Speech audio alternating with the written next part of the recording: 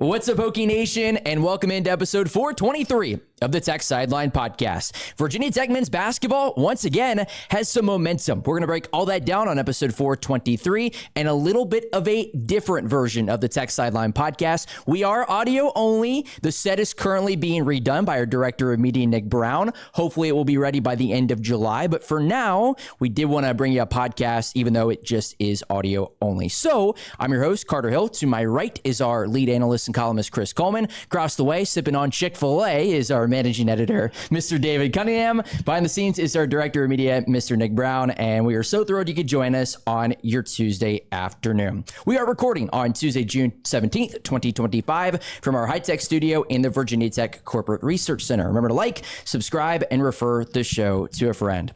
Guys, how's everybody doing? Happy summer, by the way. Yeah, happy summer. I think this is our first audio-only podcast since like TSL podcast number 6. Yeah. Or something like that. We've always, ever since the early stages, we've always said, even if it was like a really bad phone camera, they've mostly all been recorded. It used to be on Facebook. It used to be on Facebook Live, yeah. That seems like a long time ago, but it was not. Yeah. Here we are. It smells like Lowe's in here. It does smell like Lowe's, yeah. Not a ready bad to rock and smell. roll. Yeah. I was telling Evan Hughes, I was like, yeah, we're going to go record an audio only podcast because the room is being redone. The podcast set's being revamped. And he was like, man, I remember those days, the audio only podcast. But yeah, doing well. Mike Young chatted. We're recording this is Tuesday. Yeah. Mike Young chatted with us for about 45 minutes earlier today. You two, all three of us were on there. Really, really good stuff. Obviously, the Neoklis Avdalas domino fell, which now kind of allows us to talk freely about everything. I think we were all kind of just sitting around waiting for something to happen. We knew that this would take a while. Mike Young said it earlier. He was like, he's like, I knew we were going to be waiting a very long time, potentially. And the Hokies got great news on Monday. And then, a little over 24 hours later, we're sitting here recording and talking about how, Virginia Tech is in a really good spot, men's basketball-wise. So Neoklis Avdalas, you just mentioned him. I'll start right there. How big of a pickup is this for Virginia Tech?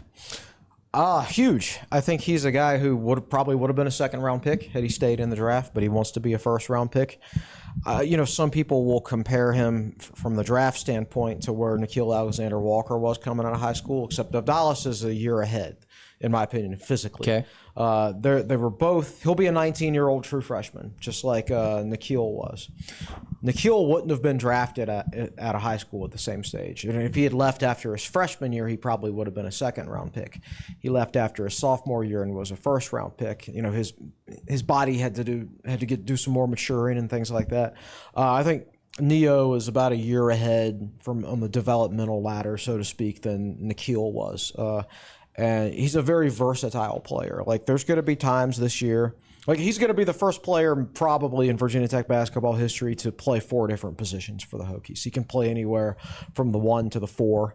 He will primarily be a 3, but he'll get a little bit of time at the other positions as well because he's so versatile. And, at the pre-draft camp, I think he measured in at 6'7.5" with no shoes on, which means he'll be listed at 6'8" probably at Virginia Tech. Maybe 6'9". Mike Young called him 6'9" today. He's not actually 6'9". He's 6'7.5" with no shoes on. But that's traditional small forward size. But, he's got a good handle and he has the passing ability of a 1 or a 2. So it's just a tremendous pickup for Virginia Tech.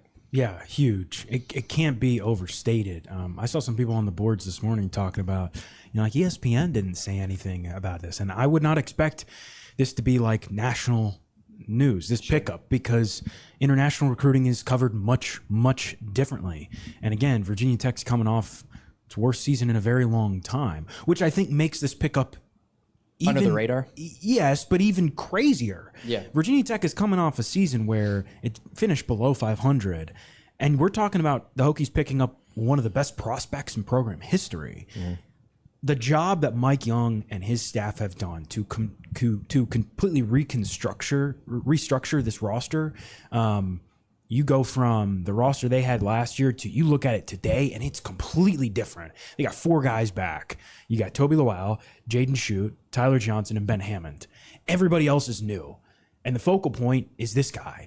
And we've talked about it a little bit in articles. Hokies only ever had 2 first-round draft picks in program history. Del Curry, who was a McDonald's All-American coming out of high school, and Nikhil Alexander-Walker, who stayed 2 years, and he was a top 40 prospect coming out of high school.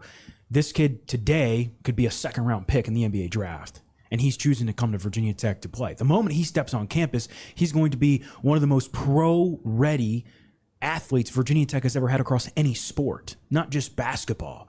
This is a potential program changer, and it's going to be interesting. I'm sure we'll talk about it, the doors that this might open in terms of international recruiting, but the connections here are super interesting, how the Hokies landed him, but he's a guy who can really do it all. Mike Young talked about how his best part of his game might be passing, his vision. So even if he's not playing the one, he's going to have the ball in his hands. It's going to be very, very interesting to see how the Hokies use him and incorporate him. And they've got a very tall roster, very lengthy roster. Ben Hammond's the only guy who's not taller than 6'4". So it's like you've got this guy in Avdalas who can play multiple positions. You have guys like Toby Lawal and Amani Hansberry who are very flexible as well. Isaiah Pasha is a point guard at 6'4", 6'5". Like, this is a roster to be very, very excited about. I thought Chris in his column put it very bluntly yesterday. Just because Virginia Tech, it's been a disappointing year in a lot of other sports over the last year and a half. Not a lot of good stuff has happened. Doesn't mean you can't be excited about this roster, because what Mike Young, Chester Frazier, bringing him on, what this staff has done to flip this thing around, I mean, it's night and day. And we're talking about a roster that right now, I think, they're an NCAA tournament team. It's an A+ off season. Oh, yeah, absolutely. Yeah, I mean, you can nitpick a thing or two here and there. Maybe I'd like more of a ball handling combo guard at the 2 spot, but I mean, they have exceeded expectations with what they've done with this roster restructure in the offseason. It's hard to believe that just over 3 months ago, Toby Lawal was in the locker room in Charlotte after their season came to a close and said what he said, because it has been a total 180 to your point. And again, it goes back to Virginia Tech was 13-19 last season and 8-12 in a bad ACC. So to your point, this guy potentially is a first-round NBA draft pick like talent. How did he end up here at Virginia Tech? Well, it's funny. So Mike Young expanded on it a little bit earlier. It's a Chester Frazier connection. So Chester Frazier grew up in Baltimore. Obviously, he was on Mike Young's very original staff at Virginia Tech. He stayed here for 2 years. And it's funny, I don't know that I've ever seen somebody on Chester Frazier's always on social media. And I don't know if I've ever seen somebody quite hype up Virginia Tech as much as Chester Frazier does. Like, he's constantly tweeting about Virginia Tech. He loves this place, and he loves working with Mike Young. He went to his alma mater of Illinois, and then he went to West Virginia and spent a year there, and now he's back in Blacksburg. And that hire, maybe more than any roster addition, is the most important thing Mike Young did this season. He brought Chester Frazier back. And Chester Frazier, man, he's a terrific coach, and we've talked about this before, but his connections in recruiting, he's a jack of all trades. And the Avdalas connection goes through Chester Frazier. He's from Baltimore. Mike Young said he grew up and was close friends with Rudy Gay. And Rudy Gay's agent, I just had the name in front of me, Alex Saratis, who is the agent of Giannis Antetokounmpo and Bam Adebayo in the NBA. Well, he's the guy who represents Neoklis Avdalas, and he and Chester Frazier kind of reached out and were connecting about it, and the whole thing kind of came to fruition. And the Hokies, of course, had him on campus in early May. And I haven't read what Chris wrote, but Chris has an article that'll come out probably around the same time the podcast does later today about.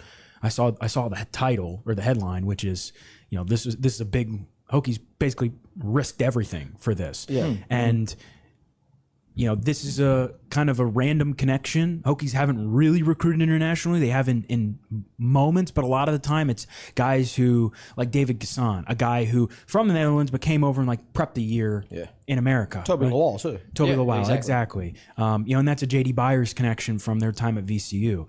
This is completely different. And the fact that the Hokies were able to kind of have this inside track on him the whole time, Mike Young said they were very nervous because it was going to be a long process, and he performed very well at the NBA Combine. He had I forget what the stats were. He had a 15.9 rebound, 6 assist game at the Combine. He really showed his versatility in that second game. So it's this is a guy who could be playing pro right now, or could go pro in the draft that's later in June. Well, theoretically, he already was playing pro. Well, yes. I mean, yes, in the U.S. I mean, of course, he's been playing in Greece.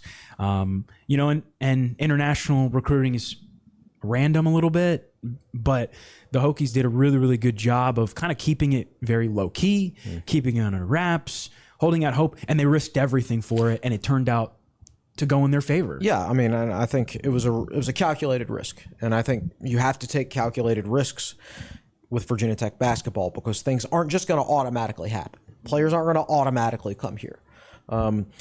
Virginia Tech's most successful points in recent history have come via calculated risks. Buzz Williams was a calculated risk. He had gotten suspended at Marquette, and one of his top assistants was basically booted from college basketball for recruiting violations.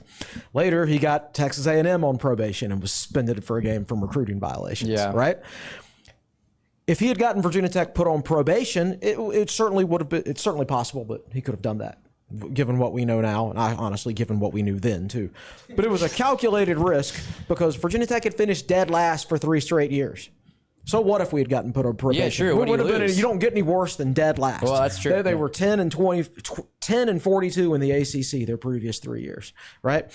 Mike Young, when he first came to Virginia Tech, took a calculated risk because his 3 assistant coaches he had never met before. He had never met Chester Frazier, Antoine Jackson, Christian Webster. Yeah. That was a calculated risk. Most coaches don't do that. It was a calculated risk that worked.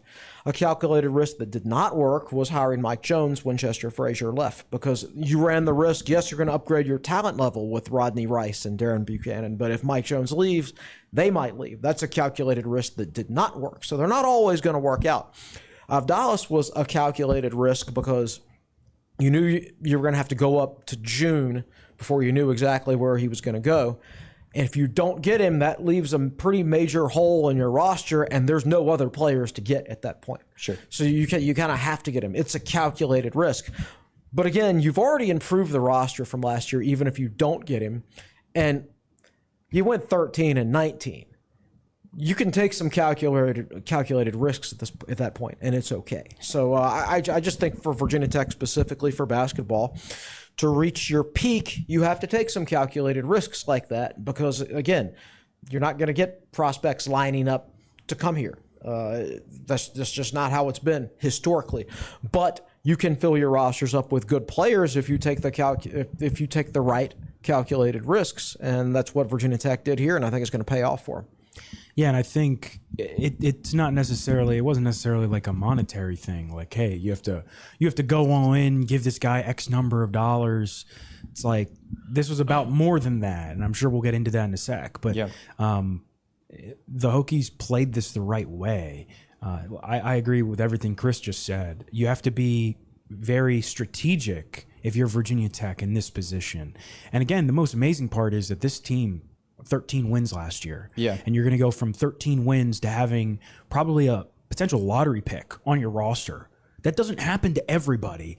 And I think that goes to show you, like we said, A+ offseason. They won the offseason. We need to get that point across. Like Virginia Tech men's basketball had a fantastic offseason. You can nitpick things like Chris said, but this is a completely different roster, completely different look. And the fact that their focal point now is going to be this 19-year-old kid from Greece who speaks pretty good English. Can play 4 different positions, is an elite passer. Mike Young talked about him a little bit. It's going to be very interesting to see how he fits when he gets over here because he changes the complexion of the entire team. Because how do the pieces around him fit, right? I agree wholeheartedly with what you said, Chris, about the other pieces and the upgrading of the roster outside of Avdalas. And I think that was really important. You bring in Isaiah Pasha, the transfer point guard from Delaware. He's a true freshman, or he just finished his true freshman season. Yeah. Was an all conference player in the CAA. Mike Young raved about him earlier today. He's 6'4", 6'5". He's going to be terrific. They bring in Jalen Bedford from UNLV, Amani Hansberry from West Virginia. A couple other, they've got like 5 or 6 true freshmen, counting Avdalas, and then Antonio Dorn, the German kid. But the way in this day and age, when NIL and you have to recruit your own roster is so important, they went out about this roster construction exactly the right way. And some people might say, well, that's very risky to go after this Greek kid. You know, if he stays in the NBA draft, you're not getting him, and then you've got a giant hole in your roster. But it's a risk Mike Young's willing to take, and he talked about it earlier. There are, he said, quote, caught a break. I wrote that down in my notes earlier. He said, we caught a break because there are a lot of times where, you know, over my 25, 30 years where you're in a position like this and you don't catch a break. You need a guy and you don't get him. It's like the Hokies caught a break this time around, and for all we know, it could change the fortunes of the program.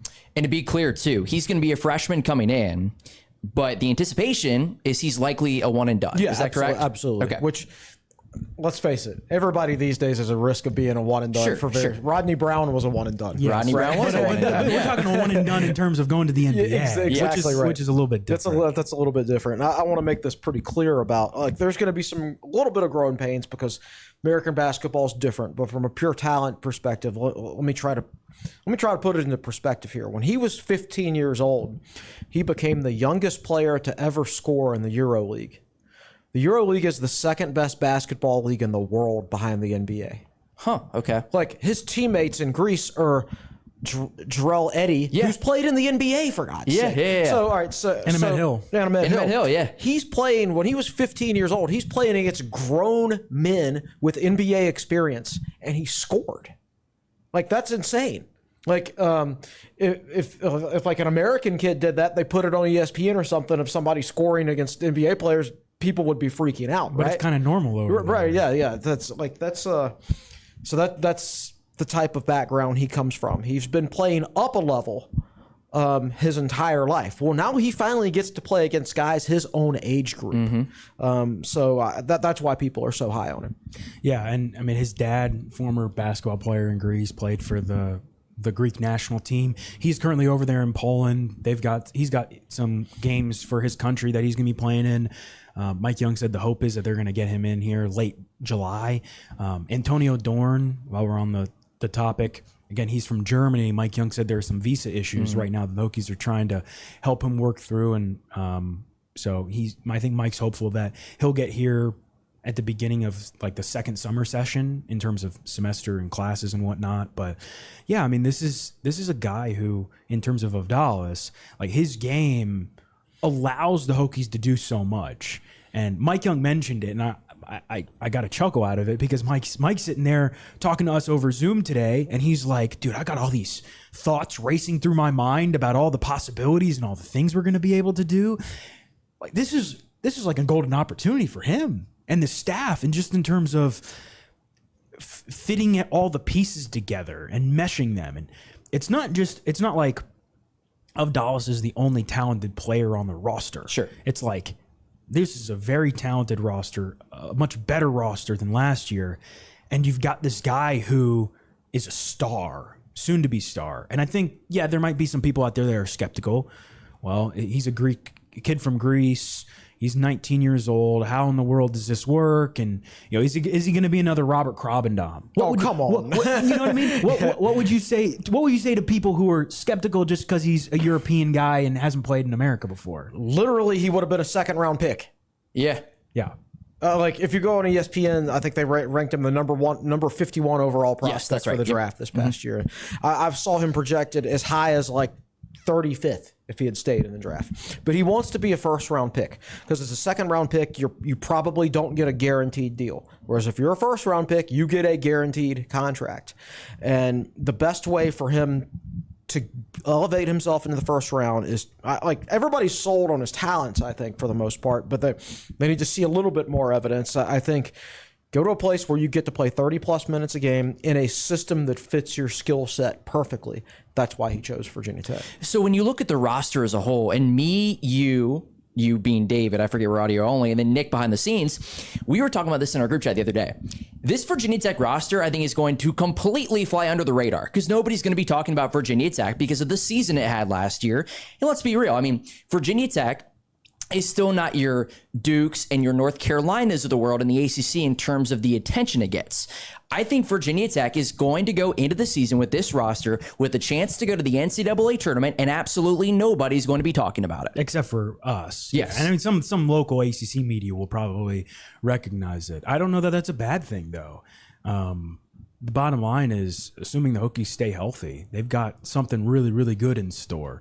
I really enjoyed hearing Mike Young talk about all the different things they're going to be able to do defensively, and all the with all these versatile guys on the roster, a Tyler Johnson who can play the 3 and the 4, a Toby Lawal who can play the 4 and the 5, and Avdalas who can play 4 different positions. I mean, it's a coach's dream to have all those pieces come together. Now, it still has to work, but yeah, it's gonna be really, really funny when I go down to like ACC tip-off, and a lot of people are probably gonna end up picking the Hokies. My guess around like 8th. Oh, okay. Yeah. Okay. My guess would probably be 8th or 9th. Yeah. Because, yes, you upgraded your roster. And granted, the ACC is going to be much better this year. And there are some really good coaches. Ryan Odom at UVA, Will Wade at NC State. Yeah. I mean, some of these coaches have really, really upgraded their roster. But I think the Hokies, it's obviously got to pan out. But I think they've got like maybe a top 6 roster in the conference. I don't know that that's a stretch by any means, but I think Avdalas automatically comes in and he's almost like immediately an all ACC caliber player. And when you just add a guy like that to the roster, that completely changes the trajectory of everything. And again, people are going to be looking at this from the outside going, well, who in the world's this Greek kid? Some people have never heard of him. I had somebody ask me earlier, well, it looks like, Gonzaga was interested in him, and then Gonzaga pulled out. And I see that Baylor and Indiana were kind of interested, and we've gotten these questions on our boards since he committed. He did visit Baylor. Correct. He did visit Baylor. Well, why would he not go to Baylor or Indiana? Why would he come to Virginia Tech? And it's exactly what Chris mentioned. The opportunity is there. A lot of these other teams filled up their rosters already. Yeah. Like if you take Duke, for example, Duke is a blue blood, obviously, but Duke already has its roster pretty much figured out for next year. The Hokies were one of the few teams, and this is going back to that calculated risk we talked about, that had this wide open hole in the middle of their roster that said, hey, you can come be the guy here. You can play 30-plus minutes a game. We will design our offense basically completely around you. Like, you will be the focal point. Not everybody can say that. And he gets to learn from a really, really good coach. There are good connections here. And like it all, it had to turn out the right way and go trend Virginia Tech's direction. But I think in the end, it worked out the right way and the way the Hokies wanted it to. And I get it. People are like, well, Indiana, Baylor came knocking on the door. And it's like, well, Virginia Tech was competitive in terms of money, but it didn't need to be this overzealous offer, right? It just needed to be the right fit. Yeah. And I think the Hokies played it the right way, and it might be weird for some people to think, oh, Virginia Tech beat out some of these really, really good teams for this guy. And it's like, well, that's what happens when you go into the random depths of international recruiting and what it can be. Yeah, and I think plus the fact that this athletic department, as far as the major sports go, has been mostly bad news for the last 15 months. Ever since the day Liz Kitley tore her ACL, the men's basketball team got gutted right after that. And then the football team was expected to be good, and then they went 6-7. It's been nothing but bad news. So now fans just think, well, it's only going to be bad things happening to us. Yeah. Right? Well, I've got news for you. The Liz Kitley injury was bad luck. As far as everything else goes, it's not predestined that Virginia Tech is going to be bad, right? If they get the right people and give them with the right resources, they will do good things. Like Mike Young and Chester Frazier are the right people, and now they have the right resources. Mike Young did not have the right resources last year. And there's another misconception. Exactly. And that's pretty obvious. I mean, when the announcers during games are talking about it, I think that's pretty obvious. But again, so this is good work by Virginia Tech to get Mike Young the resources he needs, and then good work by Young himself to hire the assistant coach that he needs and to put the plans in motion. Yeah. Again, another misconception I saw after the end of the year last year, people around the ACC and around the country that cover college basketball, but not specifically Virginia Tech, say, maybe I'm a little bit surprised that Virginia Tech's keeping Mike Young. A couple people out there. That is a big misconception because of the resources and where it was at last year. And you look at what they have this year. Let's start with Isaiah Pasha, because I know Mike Young immediately, when he was asked about the transfers, raved about him off the bat. Point guard from Delaware, and I think he's going to play a pretty key role for the Hokies here this season. Yeah, I mean, his size is 6'4", 6'5". I think he's about 200 right now, and I believe Mike Young said David Jackson believes that Pasha will be around like 208. Yeah. 208. He specifically said 208 or 209. Yeah, that's right. That sounds very precise to me. In terms of a point guard, that's pretty good. And he's a guy who can shoot it, do a little bit of everything, really, really good rebounder. This whole team's going to be really, really good rebounder. But he's a guy who can get to the rack, drive, really good passer. I think this is a guy who has a skill set as a point guard that the Hokies really haven't had under Mike Young. Yeah, and there's versatility there. Thinking about it, if you're up by 5 with a minute or 2 left and you want to close out a game, and the best way to close out a game is by holding on to the basketball. Well, you can go with a ball handling lineup. You can play Ben Hammond with Pasha because Pasha's so big. Yes. And then with Avdalas at the 3, you've got 3 guys out there with kind of the handle of a point guard. And you're going to be able to close out games better as a result. So, and I like his versatility as a defender. He should be able to defend spots, 1 through 3, depending on the matchup. So it's just, and 3 years left. Who doesn't love that? I mean, you're talking about, he was the CAA Player of the Year. Yeah. So that was was he the? I think it was freshman of the year, maybe. Freshman of the year. You're right. I knew that didn't sound right. He started alongside John Camden at Delaware. Oh wow, yeah. Who's now at Cal. John Camden had some big games out there too. He did. Yeah. They didn't play much defense though. No. Yeah. So that'll be key. So when you get a transfer in from a program that was bad at defense, so is he an issue defensively, or was it just the team?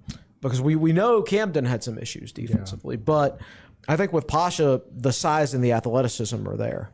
And a lot of freshmen struggle defensively. And Chester Frazier's back now. And listen, it's Virginia Tech's it's Mike Young's defensive scheme that Virginia Tech runs. But what I've heard from people who've watched practice before, like when Frazier was here previously, is that during the defensive phase of practice, Mike Young would back off and let Frazier run things. So while he's not the defensive coordinator per se, his hands are all over that defense. And that was when Virginia Tech was very, very good defensively when he was here. So that's another part of the program that I think is going to take a step forward this year. And on a quick note on the Pasha topic, when it relates to Ben Hammond, I mean, this is a guy Virginia Tech had to rely on last year as a true freshman point guard. And he played well at times. Other times he did not play as well. But again, he's a true freshman. They're going to go through growth spurts. You've got now 2 true sophomore point guards in Hammond and Pasha. And from everything I've heard, Hammond's gotten a lot better and is coming on well. But you don't have to rely on him as a starting option now this year, right? He can be a complementary option. You can have him fill in the gaps here and there. You can play more matchup based. Think about it last year. Virginia Tech had 2 smaller point guards in Hammond and Brandon Recksteiner. Now you've got a point guard who's 6'4", 6'5". That is a matchup. You go from a matchup disadvantage to a matchup advantage. That makes a big difference in the long run.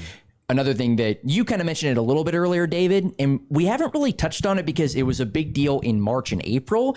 We are now in June, but again, we have not recorded a basketball podcast since February.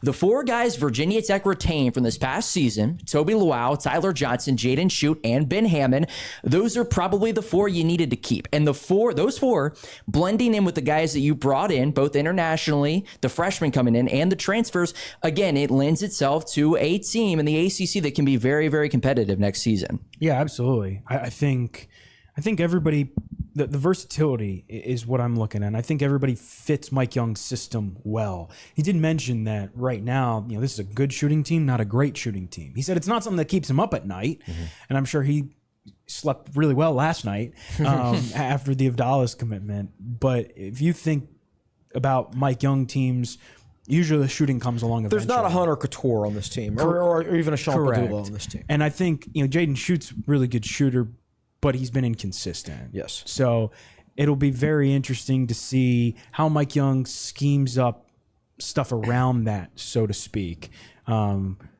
it's one of those things where, if Mike Young's biggest problem is offense, and he's got good offensive players, but they're not great, they're not elite shooters, I'm sure he'll find a way to scheme that up. But and defensively, I think this is going to be a much improved defensive team.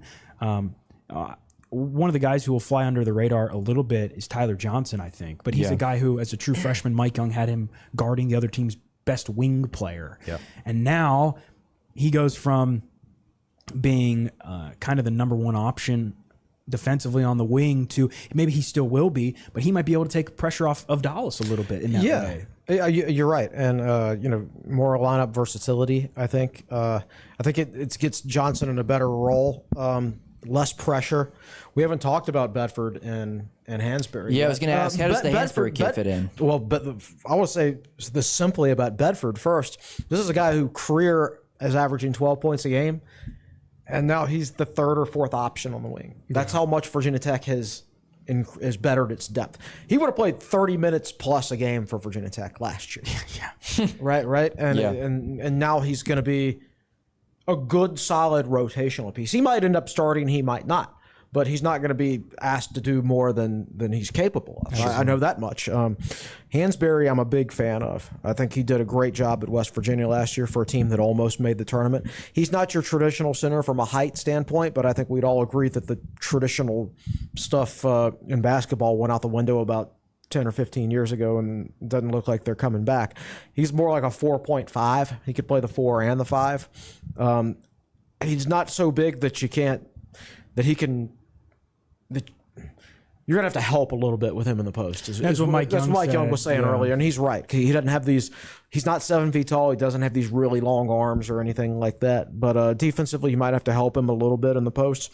He's a skilled offensive player. He's a great rebounder, especially an offensive rebounder. Just a fantastic. I think you put him on the court with Toby Lawal and Tyler Johnson and Avdalas. Yeah, that's a and Pasha. Who's 6. That's a fantastic rebounding lineup. I mean, really good. So I just really like the way this team's structured, I think. As always, Tech Sideline is presented by First Bank and Trust Company, where exceptional customer service comes first. First Bank and Trust Company offers a variety of checking and savings account options that are sure to meet your banking needs, including free checking. Visit firstbank.com to find the account that's right for you. You mentioned Antonio Dorn. I know he's having a little bit of visa issues. It seems like that will be resolved by the middle of July, but how do you see him maybe fitting into Tech this next season, I should say? Yeah, it's funny. Mike Young said the Hokies brought him in because he's a guy who they think can play a little bit of back to the basket. I think he's a solid backup piece at center. How much he plays, I'm not sure. But I think when you've got a guy like Toby Lawal, who, if needed, could play a little bit of the 5, Hansberry can play a little bit of the 4, you've got some options. I think Christian Gerdak is a little bit of an interesting wild card, because if he's a guy who can give you a couple minutes a game, that adds even more depth. I think Dorn will be a solid backup piece. Again, it's like Mike Young went from, I believe I mentioned this on the podcast before. I was talking to somebody around the program last year, and they told me that, Mike Young was basically asked to run a NASCAR race with like a go-kart engine. And now it's like Mike Young's a really good driver, and they gave him a really good engine. Right. Much better situation. And I think like Dorn's a guy who people on the outside might be looking at going, well, where exactly does he fit and how much is he going to play? And the bottom line is he's going to be a piece to help. He didn't have to come in and be a starter, and he's a guy who has played professionally a little bit in Germany and has experience being physical and whatnot. So the strength is probably the best thing about his game, for what we understand. I think Mike Young did an interview earlier today with Mike Barber and described him as sort of like a rugby player on the basketball court. Now think about this lineup. Now this wouldn't be the starting lineup, but in certain situations when you're playing against a big team and you want your 5 most physical players out there, you could play Dorn at center, Hansberry at 4, Avdalas at 3, Tyler Johnson, at the other wing spot, and then Pasha at point guard. That gives you a big physical lineup. So again, like I said, I like the way this roster is constructed. The only thing I would change, maybe have like a 6'2", 6'3" combo guard who could play the 2 and the 3, who's maybe a really good shooter, but you can't have everything. Yeah, unfortunately. This is as good a job as he possibly could. We will take it after last season. Yes. And that's why we hadn't talked a lot about Bedford, like you said, but I think he and Jaden Schutt, I mean, they were the only like true pure wings on the roster, like true twos. Which one of those guys kind of steps up and is more consistent? You know, Jaden Schutt had some really high highs, but some really low lows last year. He could score 20 points or 0 points. When he got sick during the middle of the season too, and I think that kind of Nick's laughing because he came on. Schutt came on our podcast. But on a serious note, he had the flu, and he lost about 10 pounds. Yeah. But like you got a guy in Bedford who's had quite the journey. You know, JUCO to Oral Roberts to UNLV to now Virginia Tech. I think it's a really good mix of versatile guys who can defend, guys who are both young but also experienced, because you've got a handful of freshmen, but you've also got a guy like Bedford who has played a lot of basketball and seen it at a lot of various levels and continues to kind of up his game everywhere he goes.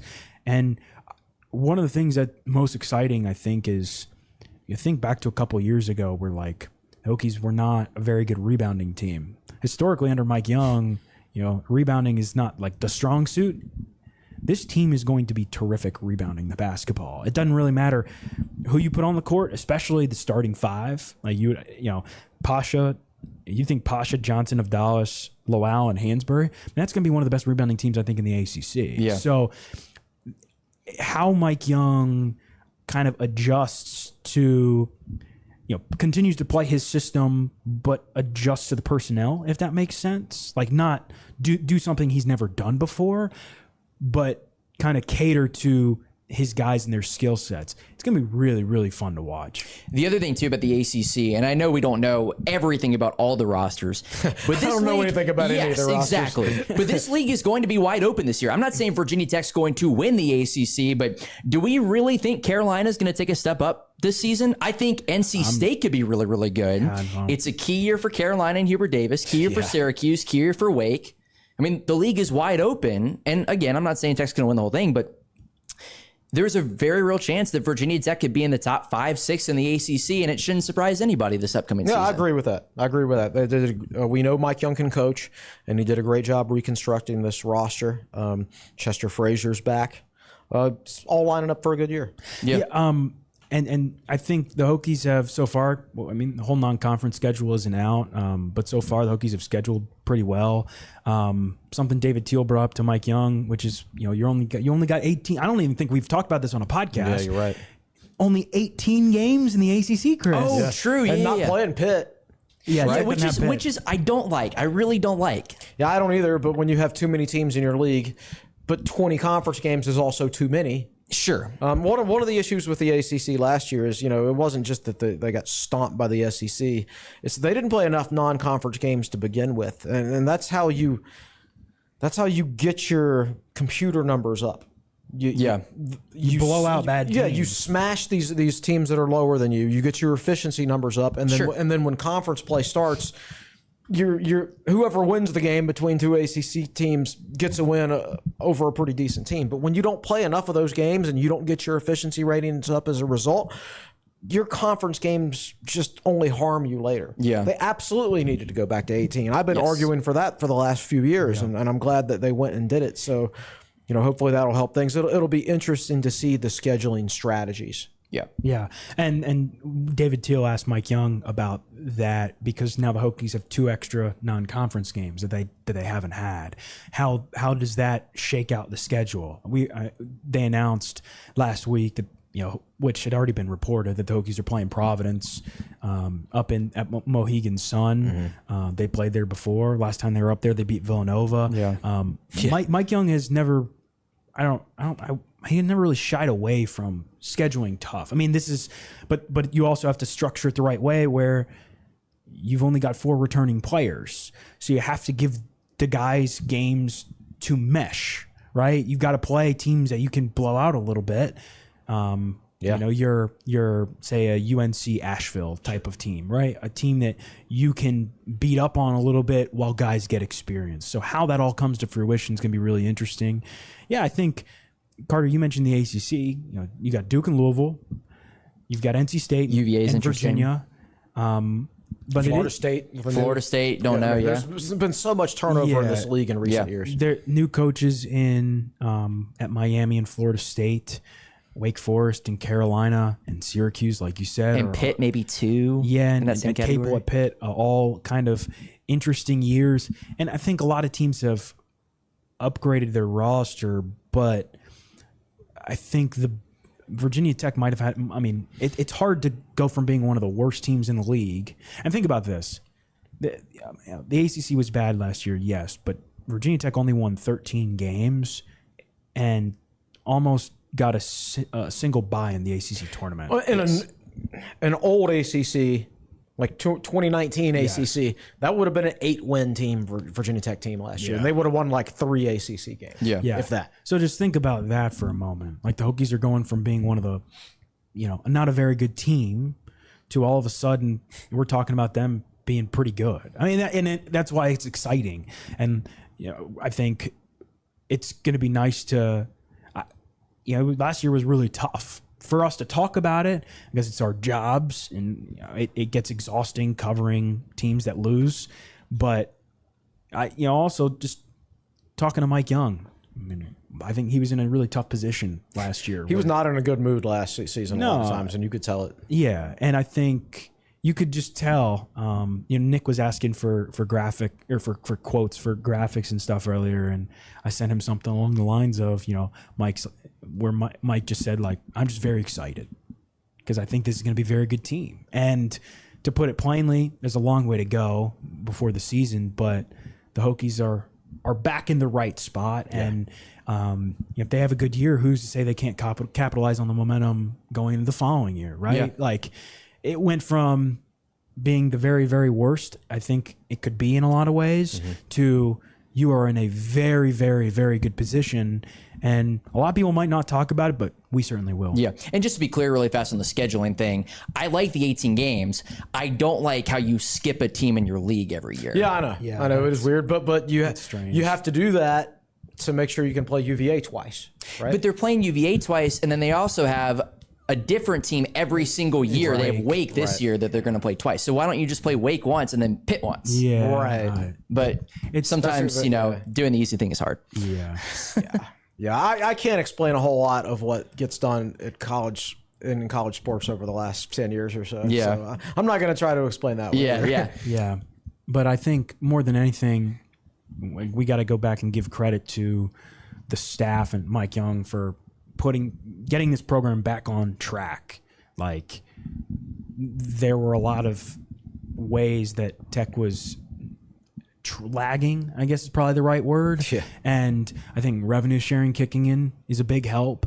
But Tech is back in a good spot, and that's something we really weren't talking about 3 months ago. I mean, you talked about Toby Lawal's quote, and I joked about it a little bit yesterday, but like, this is a team that ended up going to overtime with the Cal team, and you've got Jaden Young and Brandon Recksteiner and guys who aren't even on the team now, right? This is a completely different look for Virginia Tech basketball, and I'm sure a lot of people are sitting at home, they're skeptical and going, well, why should we believe this? And it's like, man, like when you see the way these guys have the opportunity to play together, the hopeful chemistry, but also just the skill sets, I think this is kind of what you envision a Virginia Tech Mike Young team looking like.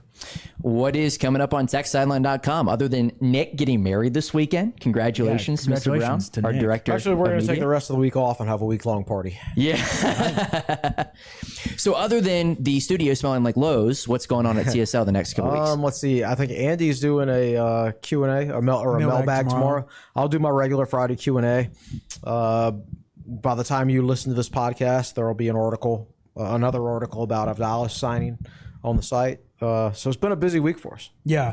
And I'm going to have some stuff from what Mike Young talked about today to the media. 45 minutes. It's hard to get Mike Young last year during the season, it was hard to get Mike Young to go 5 minutes. Yeah. So Yeah, it's like, true. That if anything, that should tell you how good of a mood he's in when he was talking for 45 minutes. He was giving 10-minute answers. Oh my gosh. Yeah, it was like a 50-minute press conference. Yeah, I was surprised. It went from like, I think it went from 12:30 to like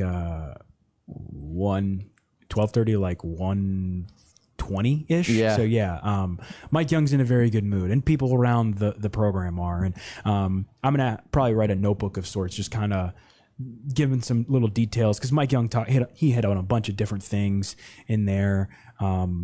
Some individual notes about the transfers and the incoming freshmen and whatnot. And so we'll have some more basketball stuff. I'm going to probably write a Q&A next week, because now both teams have just about finalized their rosters. Yeah. The women have been finalized for a while, and Chris and I have talked about it. It's like, man, we're just kind of waiting around for this Avdalas commitment. Yeah. If it goes well, it gives us a lot of stuff to talk about. If not, well, it's going to be very interesting to see where the Hokies go.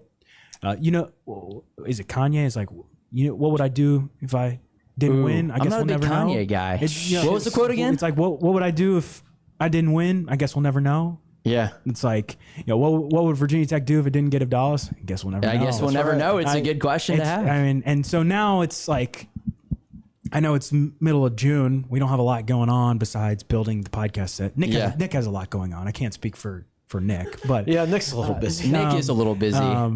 But it's nice because now it's like we kind of know how this team is going to look, how the roster is going to look, and now we can kind of attack it and go from there. And there's a lot of different avenues of content for us to talk about. So I'm excited. Well, typically I throw it to Nick here to ask what's going on at TSL, but he doesn't have a mic. We've been holding our mics throughout the whole podcast, by the way. My arm's falling asleep. But if Nick had a mic, he'd probably be like, I getting married this weekend, and then Going on honeymoon. just working on honeymoon, going to Disney, and then we are going to work on the podcast set, and then a couple weeks we'll have a whole crew that will go down to ACC kickoff in Charlotte. Is that pretty accurate? That's the Is that best pretty Nick Brown accurate? impression I've ever heard. Yeah, Yeah, is that pretty accurate? and don't Yes, forget that's about the Blacksburg 100%. Bombers. The Blacksburg. Okay. Our Got a season rain came out last night, our I season heard. came to a close last night. Regular season, I should say. Yeah, we were up 4-1. Nick had was that a triple, Nick? Yeah.